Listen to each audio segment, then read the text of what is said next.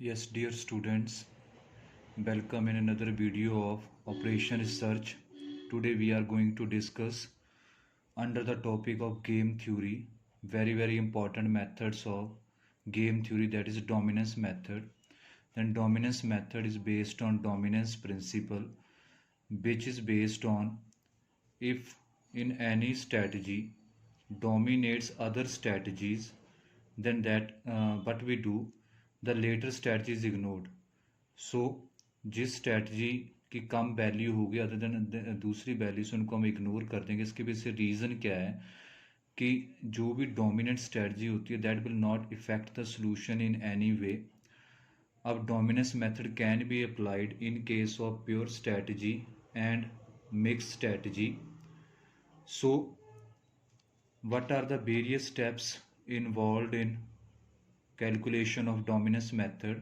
First, what you have to do, all the elements of in any row, अगर किसी भी रो के सारे एलिमेंट अदर देन दिस रो उससे छोटे हैं या उससे बराबर हैं, लेस देन और इक्वल टू है, देन जो मिनिमम रो होगी उस रो को आप डिलीट कर दोगे, मिनिमम रो को। दूसरे केस में क्या है, if all the elements of A column case में रिवर्स है, अगर किसी भी कॉलम के सारे एलिमेंट अदर कॉलम से बड़े हैं या उसके बराबर हैं, तो जो मैक्सिमम कॉलम होगा हाईएस्ट वन उसको आप डिलीट कर दोगे। अब moving further,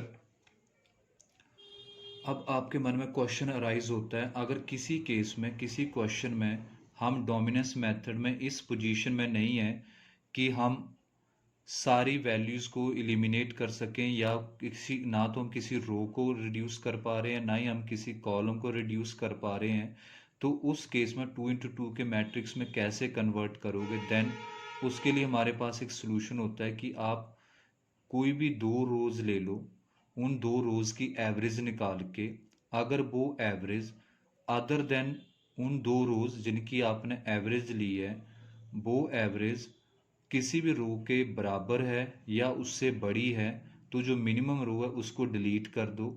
in case of column क्या करोगे आप, अगर एवरेज ऑफ कॉलम अगर average of columns is less than और इक्वल टू एनी कॉलम,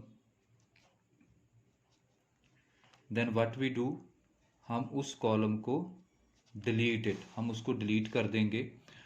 अब तीसरी चीज़ क्या है, जब आपका सारा मैट्रिक्स 2x2 के केस में रिड्यूस हो जाएगा, तो अब आपने क्या करना, वहाँ पे आप सैडल गेम वैल्यू मेथड या ओड वैल्यू मेथड से कंप्यूट करोगे।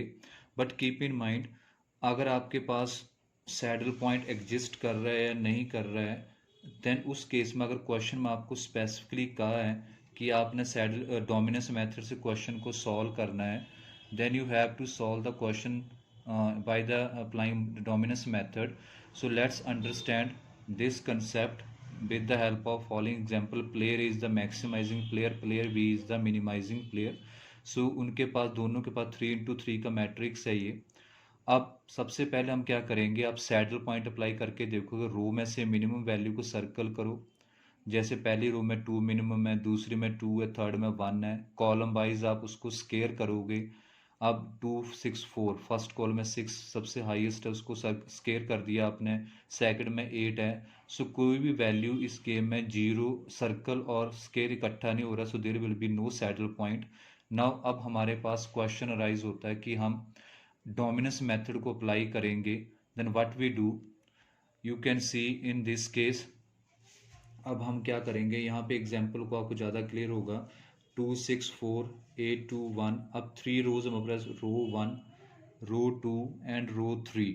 तो आप क्या करोगे, कंपेयर करोगे रो 2 को रो 3 से। जैसे 6 से 4 छोटा है, 2 से 1 छोटा है, 8 से 6 छोटे हैं, तो दैट मीन्स जो आपकी रो नंबर 2 है, ये वाली रो, ये रो नंबर 3 से बड़ी है।